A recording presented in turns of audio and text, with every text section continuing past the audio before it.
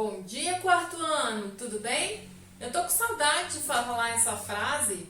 Tem uns dias já que a gente não grava aula, que a gente não assiste aula. Eu já senti saudade, e vocês? Espero que sim, hein? Vamos lá? A aula de hoje nós vamos fazer uma revisão do conteúdo de português, de língua portuguesa, porque nós vamos ter, junto com o caderno de abril, uma avaliação com 10 questões para que vocês possam fazer. Essa avaliação também compõe as notas do primeiro bimestre. Então, eu gostaria que vocês estudassem com antecedência e tentassem fazer a prova com o que vocês estudaram, sem consultar o caderno, tá joia? Então, fiquem atentos à revisão. Nós já tivemos uma aula no mês de março, de fevereiro para março, que nós tivemos um estudo dirigido, né? Um levantamento, uma mini provinha com 5 questões, né? E a gente também fez nessa época um vídeo de revisão. Eu aconselho vocês a reverem esse vídeo, tá bom? Para essa avaliação, nós vamos ter basicamente esses conteúdos, tá? Então vamos ver juntos, olha só, interpretação de texto.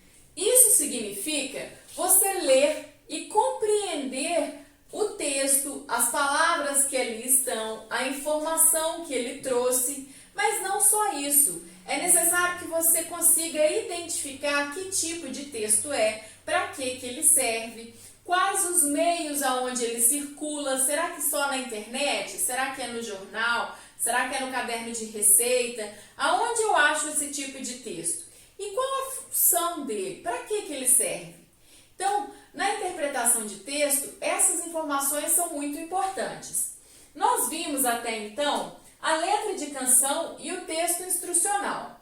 A letra de canção, ela é organizada em verso, quer dizer, cada linha do texto é chamada de verso, e esse conjunto forma a estrofe. Então, lembra lá do texto do gigante, que tinha o nome grande, a barriga grande, o nariz grande, né, que o espirro dava medo? Lembra? Pois então, lá de fevereiro, aquele texto é uma letra de canção. Nós não colocamos um vídeo para vocês verem a música cantada. A letra de canção é formada por versos, são linhas que não vão até o final do caderno, não vão até o final da margem. Assim como aquele texto do tic-tac, passa o tempo, passa as horas. Lembra do relógio? Mesma coisa.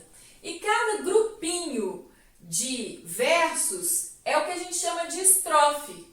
E para que serve esse texto? Para alegar e emocionar. É a finalidade maior. Quando a gente escuta uma música, por exemplo, letra de canção, não é? A intenção aí é emocionar.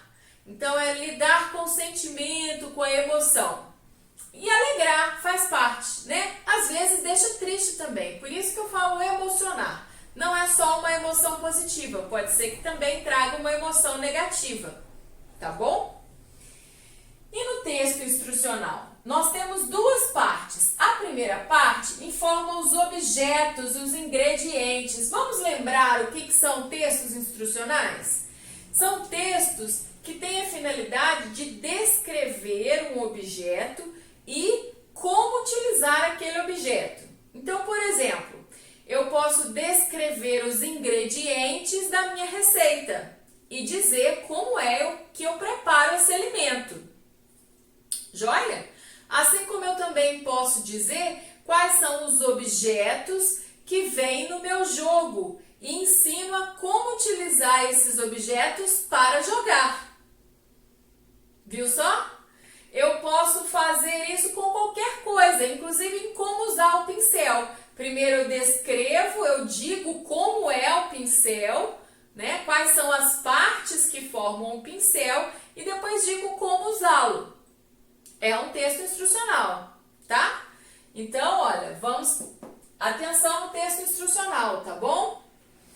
E para que ele serve então? Ó, ensinar a usar, a dar utilidade a um objeto ou a construir um alimento ou a construir alguma coisa.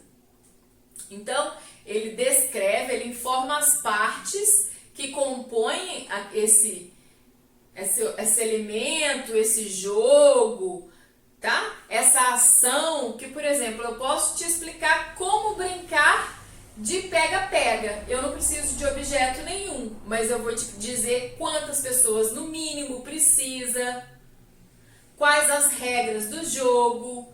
Isso também é um texto instrucional, mesmo que não descreva nenhum objeto, eu vou descrever o como brincar e dizer o que eu preciso para brincar. Será que eu consigo brincar de pega-pega sozinho? Então, quais são os elementos aí dessa brincadeira? Eu preciso de pelo menos 2 jogadores e um espaço para correr, né? Porque se eu brincar de pega-pega dentro de uma sala desse tamanhozinho, não vai dar certo, né? Então, temos que ficar atento ao uso, tá, desse tipo de texto. Receita de remédio, fala a composição do remédio e para que ele serve, como utilizar. Joia? Então, todo mundo entendeu o texto instrucional, né? Então, olha, além da interpretação de texto, nós vimos o uso do R e do RR, uso de S e de SS, uso de H inicial e dos dígrafos LH, CH e NH. Lembrando que dígrafos é quando nós temos 2 consoantes que juntas formam um som só, né? Então aqui ó, o L e o H, ao se unirem, formam lhá, lhê, li, não é?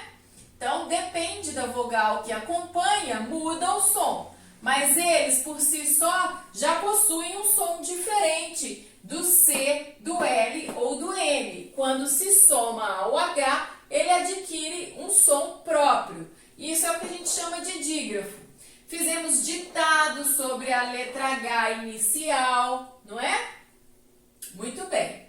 E vimos também sobre separação de sílaba, que é, lembrando que toda vez que eu tiver RR, na hora de separar a sílaba, eles ficam em sílabas diferentes. E o SS também. Um exemplo, professora. Vamos lá, olha só. Errado. Como que eu vou separar a sílaba? Errado. SS. Assado. Assado. Quantas sílabas eu tenho aqui, gente? Trissílaba. Olha aqui o nosso próximo tópico. Classificação quanto ao número de sílaba. Trissílaba significa que tem 3 sílabas. Assado também é trissílabo, também tem 3 sílabas. Muito bem. E nosso último tópico aí de revisão seria a sílaba tônica. Qual é a sílaba forte da palavra? Então, olha só, como eu falo essa palavra? Errado. Eu falo errado, errado ou errado. Não é errado. Não é essa sílaba forte? É o que a gente chama de sílaba tônica. Tônica porque ela tem a força. Quem lembra de biotônico, fontora? Não é da época de vocês, não. É tônica é porque é forte, tá certo? Então, ó, tônico é a sílaba forte. Assado. Observa o som da sua voz a hora que você fala. Se você bater o pezinho assim, ó, assado. Percebe que o sa sai mais forte? Então, ó, assado. Também, ó, sílaba forte, sílaba tônica é o sa. Vamos ver outras? Por exemplo, revisão. Ó, revisão. Muito bem. Quantas sílabas? 3 também. E qual que é a mais forte? Eu falo revisão, eu falo revisam ou revisão. Ó, toda vez que eu tiver algum acento, essa vai ser a sílaba forte. Vamos ver aqui, olha. Língua. Tá vendo? Nós vimos também, né, o uso de que e QU. Pois é. Então, olha, língua. Aqui eu falo U, ó, língua, né? Língua. O U sai, não é o G, não é o QU, é o GU, ok? Muito bem. Como eu tenho um acento aqui no LIM, ele vai ser a minha sílaba forte, ó, língua. Viu? Como que o som sai mais forte? São duas sílabas, então, ó, dissílaba, né? E portuguesa, ó, portuguesa. Lembra do som aqui, ó? Ó, agora eu falei gueza. Viu só que o som agora virou um só? Aí vira dígrafo, um som só. Várias letras juntas, um som só. Então, ó, 1, 2, 3, 4 sílabas. 4 ou mais sílabas eu chamo de polissílabo, viu? Ou polissílaba. Palavra polissílaba. E qual é a sílaba forte de portuguesa? Portuguesa. Portuguesa. Portuguesa. Não. Portuguesa. Ok? Então, ó, a gente precisa falar a palavra várias vezes, dando força para sílabas diferentes até que acomode nosso som, nosso ouvido, tá? Então, pratiquem ouvir a forma com que você fala a palavra. Se você não conseguir lembrar como se lê, lê devagarinho, vai com sílaba por sílaba, som por som. Eu sei que alguns de vocês têm bastante dificuldade na leitura ainda. Então, nós precisamos ler sílaba a sílaba. Ó, DI, você sabe que é di, né? Grafos, tá? Na hora de ler sílabas dessa forma, pode pedir ajuda em casa, tá? Agora, os demais, as letras que se unem em sílabas mais simples, vocês têm condição de estar desenvolvendo bem. Então, eu gostaria que vocês se esforçassem mais para poder praticar essa leitura. Quando eu peço para colocar a leitura no grupo, é com essa intenção de você ver a palavra, como se escreve e aprender a identificar nela. A identificar nela o número de sílabas, a sílaba forte, porque de tanto ver a palavra, a gente também, ó, lembra da escrita correta. Então, treinando a leitura, ok? E é isso, pessoal. Essa é a revisão. Espero que isso tenha ajudado a vocês. Verifiquem de novo a matéria, voltem nas aulas, estudem e boa prova!